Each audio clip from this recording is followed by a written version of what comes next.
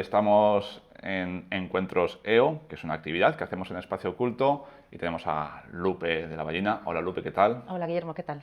Muy bien. Te recuerdo que te hemos invitado para que compartas un poco tu experiencia profesional. Para quien no conozca a Lupe, podemos decir que es una fotógrafa especializada en el retrato editorial, que llevas ya bastantes años trabajando. Has trabajado pues, con muchas revistas, también has impartido talleres y has desarrollado bastantes proyectos, no solo en el mundo editorial, también has tenido exposiciones, creo que colectivas y seguro que individuales. Y la primera pregunta es muy sencilla. Quería saber si tú sabías que te querías dedicar a esto de la fotografía desde siempre o hubo un momento en que dijiste, anda, pues esto puedo dedicarme a esto. Pues bueno, muchísimas gracias por contar conmigo, que me hace mucha ilusión. Yo no sabía que y quería dedicar a la fotografía hasta que no supe que era una opción dedicarse a la fotografía. O sea, me gustaba muchísimo y cuando sabes el test este que, al menos yo creo que a ti también te lo harían, en secundaria, antes de selectividad, te hacen un test como de a qué te puedes dedicar Sí, y tal. A mí me salió fotógrafa, en serio, de ya. verdad. Bien. Y yo me reí como si me hubieran puesto acróbata, ¿sabes? Como, guay, pero eso no es un trabajo. Y seguí con mi vida y tuve, poco antes de selectividad, empecé a salir con un chaval inglés que era artista conceptual y director de teatro. Ajá. Y fue la primera vez que vi a alguien dedicarse a eso y que era un trabajo en el que podías tener trabajo o estar en paro como si fueras fontanero o abogado o cualquier... O sea, que era un trabajo real, con los riesgos y las oportunidades de cualquier trabajo. Y ahí empecé a plantearme hacer algo creativo en general. Pero no surgió la oportunidad hasta... Esto yo tenía 18 años, pues a los 10 años después, Ujú. que es cuando yo estaba trabajando en una ONG, porque yo lo que tenía claro es que era incapaz de levantarme por la mañana para vender cosas de otras personas, que Tener para mí un es... trabajo de oficina al uso. O sea, trabajo de oficina suponía que era inevitable.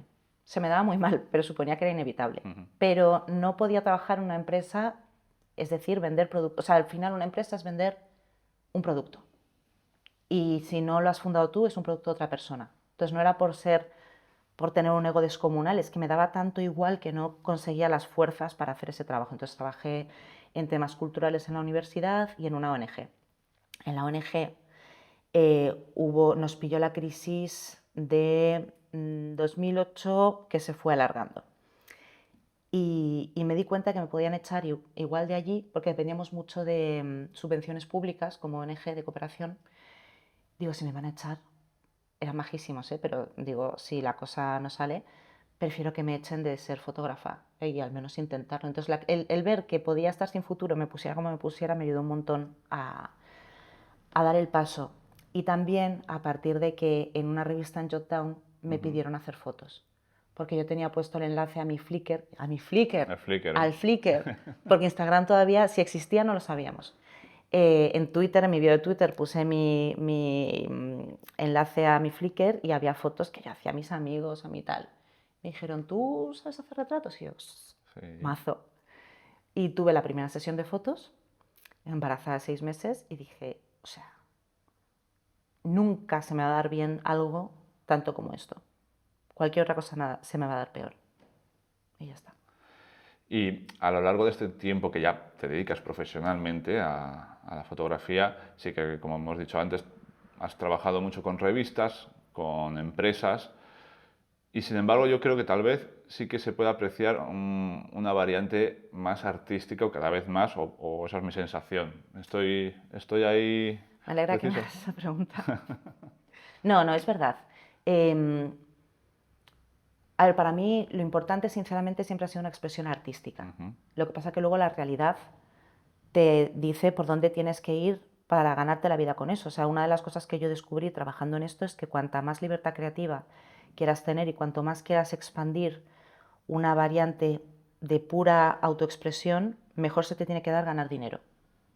Porque así tienes tiempo, tienes espacio para dedicarte a esto Ujú. otro. Entonces, por una parte, he ido como aprendiendo a hacer cada vez mejor el trabajo editorial, cuyo objetivo es ayudar a otro contenido, Ujú. pero a la vez siempre ha ido todo atravesado por una búsqueda personal de una expresión mía. Entre otras cosas porque, uno, porque me parece inevitable y dos, porque la fotografía yo creo que tiene interés, o sea, muchas veces me preguntan en entrevistas, ¿tú has fotografiado a muchos famosos? Y me hace gracia porque todos hemos fotografiado a muchos famosos. O sea, los fotógrafos editoriales solamente vamos a fotografiar a gente famosa. Entonces, a la misma persona a la que le han dado un Nobel, le he hecho una foto yo y le he hecho una foto 200 otros compañeros. Lo que diferencia la mía es lo que yo tengo por dentro y lo que yo aporte. Y de manera que eso siempre ha ido creciendo. Lo que pasa con el tiempo, yo creo que he ido teniendo una mayor seguridad en lo que yo quiero contar y en cómo yo quiero contarlo, y en cosas que me parecía que al salirse de la tendencia o de lo que veía hacer, creía que yo tenía que limar, con el tiempo me he dado cuenta de que es todo lo contrario. Es Entonces, tu sello claro, que más lo que personal. yo tengo y que otra persona no tiene, y le pasa a cualquiera, no es porque lo que yo tenga sea mejor, sino lo que tiene uno que no está en los demás, es lo interesante. De manera que yo creo que sí que se ha ido viendo como que mi mirada está más presente también en lo editorial y en lo no. En alguna ocasión me has contado, en estas charlas que tenemos en Espacio Oculto, la, la experiencia que es esas sesiones que tienes tú con las personas fotografiadas. Dices que es algo muy íntimo y que me has confesado alguna vez que no estabas como preparada para ello y que te ha sorprendido para bien. Sí, Cuéntanos un poquillo cómo es esa relación puntual que se da en el tiempo cuando estás fotografiando a alguien. pues para empezar, que es una cosa, también digo, no siempre se da. O sea, es como el objetivo, como cuando sales súper feliz de una sesión de fotos, porque a veces no tienes las circunstancias adecuadas o yo no estoy conectada conmigo misma o la otra persona le acaba de pasar algo esa mañana o lo que sea. Con lo cual yo estoy muy tranquila, porque cuando cuento estas cosas siempre pienso en la siguiente persona a la que voy a hacer fotos, que sea como, Dios, tenemos que conectar, tenemos que conectar. Entonces no quiero poner esa Claro. presión. Cuando sale, que es algo muy natural y que sale solo, es pasar de alguien que no conoces de nada a tu persona de más confianza en el universo en media hora. Claro. Entonces es algo increíblemente bonito, es algo muy real. ¿Por qué? Porque es una situación de vulnerabilidad para la persona que se deja mirar y para yo que me dejo mirar mirando. O sea, en las relaciones humanas normales, tú estás en el metro, tú estás incluso con gente que conoces y es solo con tu familia, tu novio, tu pareja y tus hijos a quien puedes ponerte a mirarle porque sí. Y decir, a ver, haz eso, que me gusta verlo, es que es muy fuerte. Claro. Entonces, cuando se da ese espacio tan bonito, lo que hay es una especie como de disonancia entre quiénes sois real, entre lo que la relación real y esa situación que en el mundo real se da en otro tipo de relaciones. Y lo que a mí me llama la atención, esto lo he hablado mucho con una compañera aquí artista que es pintora, Ana, que hace retratos, y con una amiga que es directora de teatro que se llama Paola, que también es profesora de teatro, porque digo, a nosotros nos enseñan, y digo no solamente a los fotógrafos, sino también a otros, en teatro sobre todo yo creo, nos enseñan cómo aprender la parte técnica, pero no nos enseñan la gestión emocional. Y entre otras cosas, por eso yo pienso que es un espacio vulnerable donde ha habido muchísimos abusos. Porque se genera una intimidad que, como seas una persona, o sea, yo tengo un pudor tal por el bienestar de la otra persona, porque no tenga frío, no tenga calor, y no se sienta sobre todo como que le estoy invadiendo, que le estoy pidiendo más de lo que quiere entregar. Yo eso voy como con milímetro. Pero si es una persona narcisista, desequilibrada, egocéntrica, claro, eso es un lugar súper súper vulnerable para las dos personas. Entonces, dentro de que eso yo lo genero en un lugar totalmente seguro, donde estoy todo el rato monitorizando que la otra persona está bien y que yo estoy bien, te das cuenta que luego termina esa sesión y vuelves a ser dos personas que no saben absolutamente nada la una de la otra. Y necesita, y esto lo hablo a veces también con los sujetos a los que he fotografiado, no solamente yo, como entender todo este proceso para después poder como procesar toda esa emoción y, y que tampoco te genere, que eso le ha pasado también, por ejemplo, a amigas mías que entrevistan, que también se genera de repente lo que parece una amistad enorme, que no te genere ni expectativas que no son reales de que te va a invitar a su cumpleaños si tú le vas a invitar a tu cumpleaños, ni se genere un escepticismo de decir, en realidad es mentira. No apegarte, como no quiero generar esos apegos durante mi trabajo, porque genera una expectativa que no es real, porque también me parece negativo. Es como, no, este momento es totalmente real. Esta persona está siendo vulnerable, yo estoy siendo vulnerable, pero esto está dentro de un contexto. Y luego, oye, yo me he hecho amiga de la gente después, pero el hecho de que eso no pase o lo que sea no quita ninguna realidad a que es muy bonito trabajar así y que es como yo creo que por lo menos a mí me gusta trabajar. Claro, yo creo que se genera una complicidad que es la que facilita, digamos, que la otra persona, el retratado, se abra y tú puedas pues, mostrarle en una situación no forzada, muy natural. ¿De Sí. acuerdo? Entonces, ahí hacemos una relación con la siguiente pregunta, que también hemos hablado, y es la importancia de tener un buen equipo técnico, una buena cámara para hacer una fotografía. ¿Cuánto de importante es esto? Tú sabes que esto es un tema sensible, Sí. porque ayer se me rompió el Bueno, no, 50... estaba escrita la pregunta antes, sí. No, pero digo, no, lo comento. O sea, ayer se me rompió el 50, que es mi objetivo fetiche. Nada más empezar una sesión, para que había venido una persona directa antes del aeropuerto, teníamos todo el set puesto, se me rompió el corazón. El equipo técnico es necesario solamente en la medida en la que te permite hacer lo que tú quieres hacer. Es decir, si tú quieres hacer fotografías nocturnas, necesitas una cámara que tenga con un sensor que tenga una enorme sensibilidad, un objetivo con muchísima apertura de diafragma, etc. Si tú quieres hacer fotos de deporte, mi cámara no valdría porque la ráfaga, que es la posibilidad de hacer muchas fotos seguidas, es bastante limitada. Pero ya está. O sea, el equipo técnico, toda la técnica es necesaria en la medida en la que te permite hacer lo que tú quieres. Mi cámara tiene 10 años y todos mis asistentes tienen mejor cámara que yo. ¿Que yo quiero tener una cámara top? Ay, es que no es mi mayor... O sea, yo quiero cambiar mi cámara porque quiero un poquito más de sensibilidad, pero es que cuando no tenga otras prioridades. O sea, tiene que funcionar bien y hacer bien lo que tú quieres que haga, punto. Claro, o sea, yo creo que podríamos concluir esto como que una cámara sí que te ayuda a tener un trabajo más fino, pero obviamente tiene que haber un fotógrafo que sepa utilizarla y sepa exigir a la cámara Sí, pero te voy a decir una... Sí, en general sí. Ahora bien, una vez en un taller de un super mega ultrafotógrafo que respeto muchísimo y no estoy quitándole valor a lo suyo, ¿vale? De verdad. Trabajamos con una Hasselblad analógica. Madre, o sea, cualquier cosa. Había un señor normalísimo puesto contra una pared normalísima mirando al infinito. De repente lo miré atrás de la Hasselblad y dije, esto va al Museo del Prado. O sea, es una obra de arte. Es una obra de arte.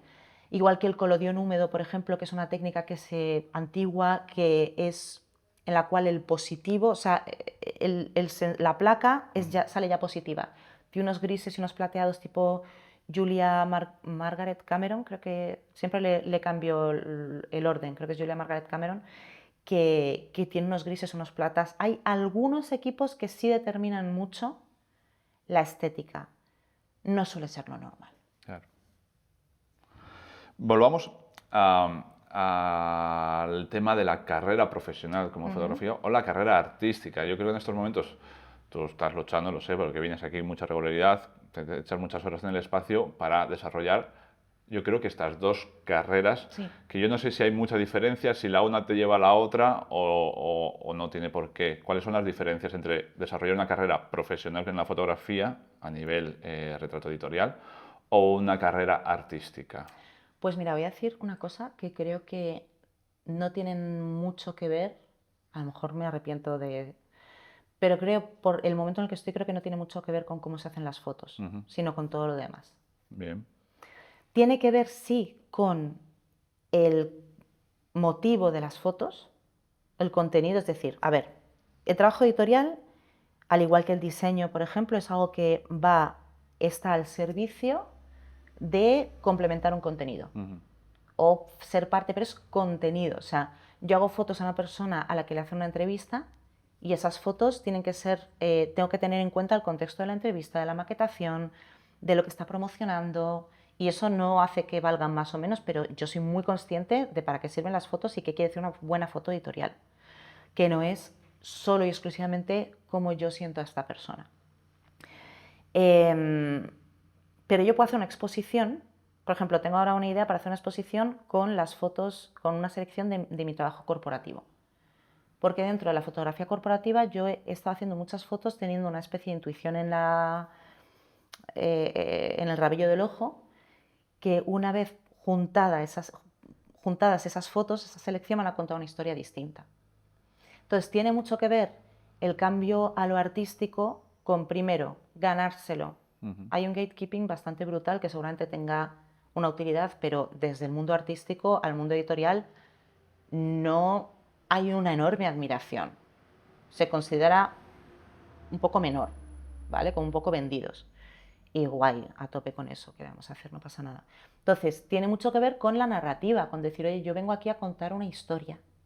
Y mis fotos, y esto, es que lo entiendo todo, es que no es que me parezca mal, mis fotos no son solamente un complemento, no son solamente bonitas, sino que quiero con ellas contar una historia que trascienda el medio mismo, que trascienda el contexto, etcétera, y eso tiene que ver mucho más con el orden que tú le das a las fotos, con lo que tú quieres contar sobre lo que cuentan las fotos. ¿Y qué pasa? Es un trabajo distinto, o sea, hacer un artist statement no tiene nada que ver con hacer mi selección de fotos y mandarlas. Que a mí me encanta, porque yo llevo toda la vida preparándome para esto. O sea, donde yo no encajaba mucho es en contar lo necesaria que es mi conexión y lo que yo veo en la foto editorial de la sección de no sé qué. Aquí es donde por fin puedo contar todo el rollo que yo llevo acumulándome encima, pero es otra forma distinta. Y supongo que también es diferente a a la gente a la que con la que te comunicas para mostrar un trabajo u otro. Obviamente no son unas empresas, son agencias de comunicación o empresas que tienen esa necesidad, pero en el mundo del arte es algo muy abierto. Sí que hay un ecosistema artístico y si quieres estar ahí, tienes que hacer estos contactos. Es una mezcla entre mayor libertad y menor libertad. O sea, por una parte, el hecho, pero vamos, que, o sea, estoy empezando y he conocido a una gente maravillosa que me está como ayudando a entender este ecosistema y estoy feliz. Y también Espacio Oculto en ese sentido nos está ayudando mucho, pero por una parte no tengo ninguna expectativa por parte de un cliente. Y entonces una libertad enorme, puedo poner arrugas, puedo poner celulitis, puedo poner contraluces, que puedo hacer lo que me dé la gana. Por otra parte, de repente las fotos no valen por sí mismas. Y la narrativa que yo soy capaz de transmitir en la parte escrita, en la parte narrada, tiene tanto más valor como las fotos mismas. Entonces se convierte en una obligación distinta. Yo estoy a tope con esto. Yo me voy, o sea, te hago todos los artist statements que quieras. Me parece una aventura divertidísima poder de repente dar una relectura según mi propia sensibilidad, mi propia historia y lo que me apetece contar, pero es un skill que tienes que aprender. O sea, es una aptitud. ¿Cómo se dice skill en español? Es una capacidad. Conocimiento. Es una capacidad, es como un músculo nuevo que tengo que desarrollar que antes no tenía. Imagino que tanto en la vertiente más profesional, editorial, como en la artística, es importante crearse una imagen de marca, una personal branding, una marca personal. Y para eso yo creo que es inevitable, a día de hoy, dedicarle tiempo a las redes sociales. ¿Cómo vives tú? ¿Qué relación tienes tú con las redes sociales?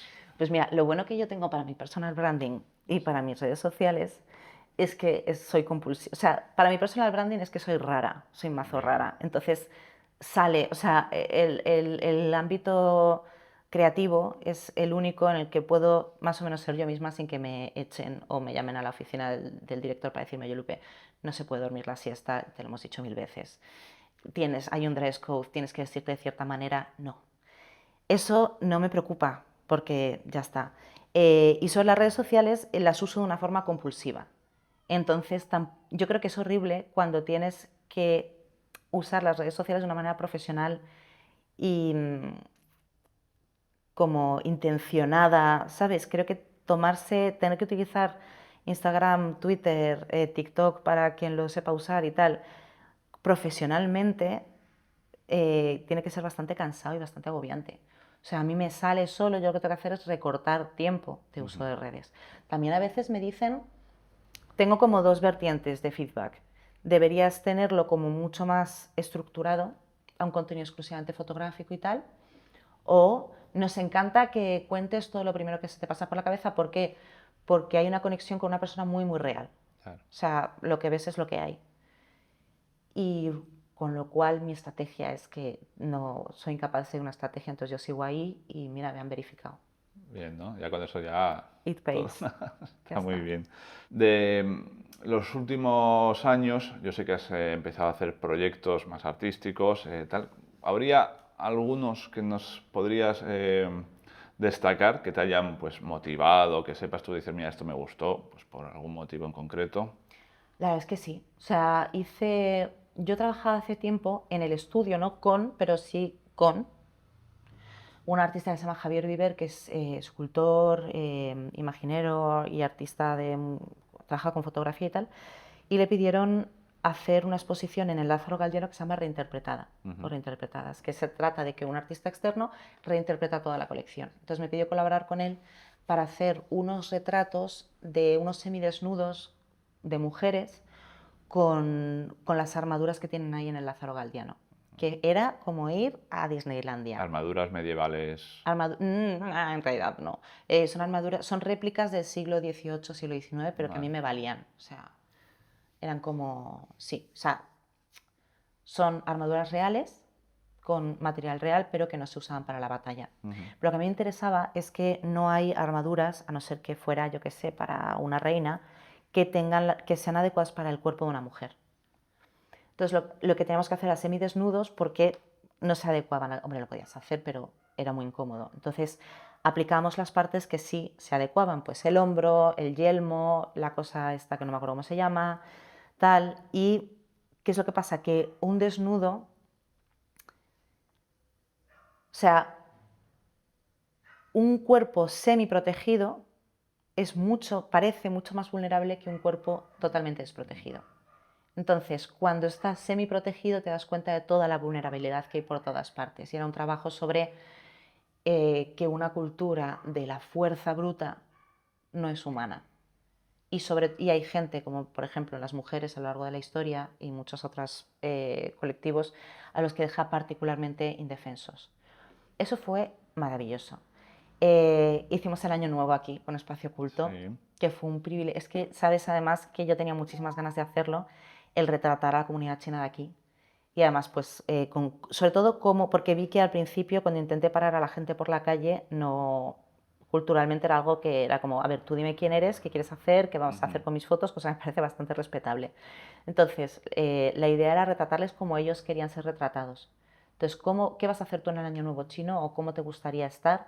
Pues con sus trajes para tanto artes marciales como para bailes, como para la ceremonia del té, etcétera, y que cada traje luego tenía una historia, pertenecía a una dinastía, bueno, una cosa.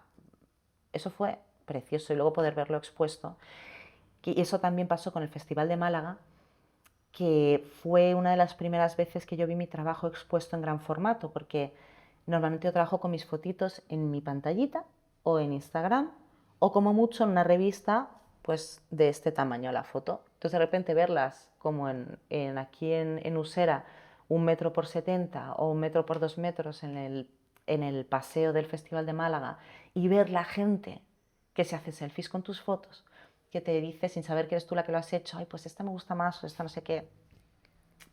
Eso es una cosa muy guay, la verdad. Y ahora estoy preparando proyectos que no quiero gafar, pero que ya no se trata solamente de la historia de las personas a las que he retratado, sino que, como te decía, van más a una lectura mía personal de la realidad y de esos mismos retratos. Y o sea, lo abordo con temor y temblor porque me parece irreal. Es que el arte es muy fuerte, tío. O sea, que poder yo hacer una exposición de lo que a mí me parecen las cosas y que tenga un soporte físico y que haya gente que le interese y que me pida que lo haga y que haya gente que vaya a ir a verlo y que sea como las cosas en las que yo dedico el tiempo a pensar, y me parecen tan íntimas y tan ridículas y tan pequeñitas o tan demasiado grandes que he pasado toda una vida intentando no turrar a la gente para que no se asusten. De repente es como, no queremos poner esto en una sala. Eso es. O sea, tengo que acostumbrarme al vértigo de que es válido eso, básicamente. Vamos a cambiar de tercio un poquito bueno, alguna vez has comentado tú que si pudieses alquilarte un gran estudio para ti, que bueno, que tú seguirías compartiendo espacio. Sí. Yo no sé si lo dices pues para hacer un poco la pelota espacio oculto También. o realmente es algo que tú crees que el compartir No, es algo totalmente. que a ti, por lo menos personalmente, sí que te interesa. O sea, mira, en realidad, para mí lo más sencillo desde muchísimos puntos de vista, porque vengo a trabajar a Usera y vivo en Boadilla, sería trabajar con mi ordenadorcito en mi casita y cuando tenga que hacer fotos, pues alquilar, venir aquí, imagínate hacer las fotos y pagar por hora o lo que sea. Pero desde bastante pronto empecé a ver que yo necesitaba una comunidad. Y una comunidad no quiere decir que sea que estemos todos haciendo lo mismo, en absoluto, ni que estemos todo el rato trabajando a la vez, sino otras personas como con las que poder confrontarme y que simplemente estén ahí. O sea, que estén ahí, que entiendan el tipo de trabajo que tengo y yo entender el tipo de trabajo que tienen y con las que a la vez tienen una libertad para estar y para no estar. Es decir, una de las cosas que a mí me encanta, porque además yo he ido cambiando de estudio para ir encontrando un ambiente como que cada vez se adecuase más a mis necesidades. Yo aquí vengo y hay días que no me apetece hablar y que me pongo a comer sola con mis cascos en plan asocial y nadie me va Luego a lo mejor vosotros rajáis por el grupo de WhatsApp donde no estoy, pero nadie va a venir a decirme nada. Hay otros días que me apetece muchísimo hablar y entonces si hay otra persona que le apetezca hablar y voy y me encuentro a Belén y digo, cuéntame qué es lo que estás haciendo. Y Belén me lo cuenta encantada o me viene a mí a preguntar, oye, ¿tú qué estás haciendo? Etcétera. Eso es tan difícil, estar en un lugar donde puedas... o sea, porque yo creo que para la creación artística o para la creatividad en general hace falta mucha esa ida y vuelta entre tu mundo interior y a la vez un mundo exterior que te ayude a desbloquearte, que a mí eso me viene muy bien. O sea, hay veces que entras en bucle y simplemente bajo, me tomo un café con alguien, me fumo un cigarro, lo que sea, y ya he vuelto a resetear. O levanto la mirada y veo cómo mis compañeras están resolviendo problemas que sé, cómo dibujo esto, cómo no sé qué hacer con esta textura. Y simplemente el ver cómo otras personas abordan problemas creativos que no tienen nada que ver con los míos, ya me resetea.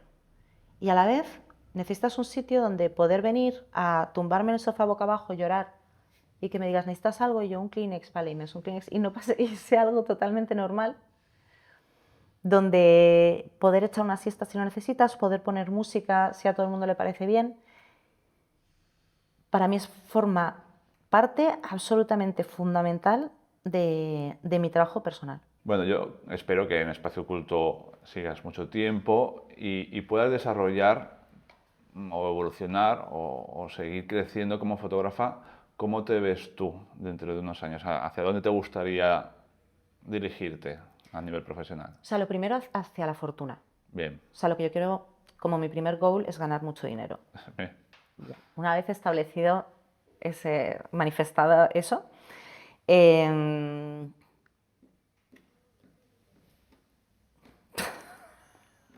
lo sé. Imagínate que te toca la lotería. No, ¿Qué yo creo, harías? mira, yo lo que creo que me gustaría sería ir ganando suficiente prestigio como para poder expandir mi propia visión. Es decir, que lo que la gente me pida o sea, por una parte, poder establecer una carrera artística. Eso me interesa mucho y me gustaría mucho y creo que va a ocurrir, sinceramente. Yo también. Y en el resto de los ámbitos que a mí me encanta, o sea, a mí me encanta la fotografía editorial porque me da la oportunidad de, no es algo que yo quiera abandonar, me da la oportunidad de encontrar siempre a gente que es interesante, porque si te hace una entrevista es porque has hecho algo. Puede ser más divertido, menos divertido, más serio, más tonto, pero eso me encanta. Pero que cuando alguien externo, digamos, cuando no sea una exposición y tal, profesionalmente, cuando haya un encargo, que lo que me pidan sea un lupe.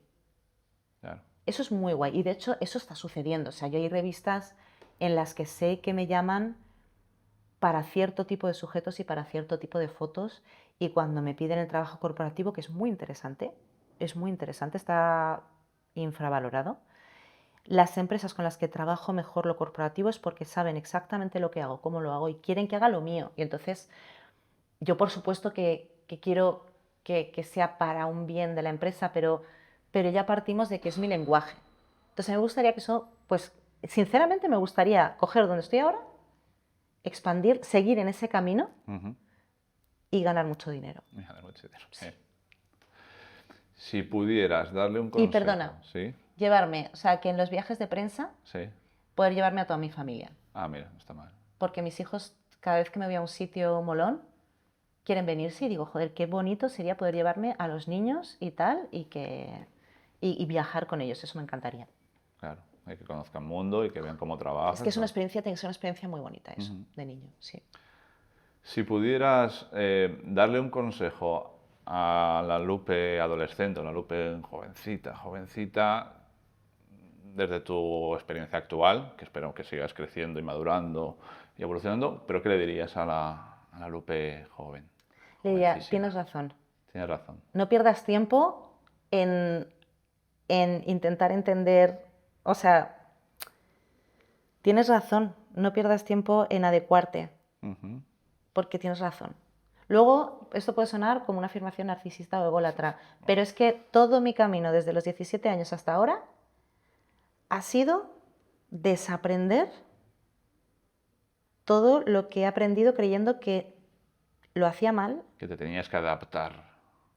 Creyendo que yo no entendía bien las relaciones sociales, resulta que sí las entendía bien, que son profundamente humanas, que puedes ser blandita, puedes ser vulnerable y tener unas relaciones espléndidas, que no hace falta ser estratégica con la gente, que hay gente magnífica que te va a querer tal como eres y te va a celebrar y tú a ellos. Eso es lo que me refiero de tenías razón.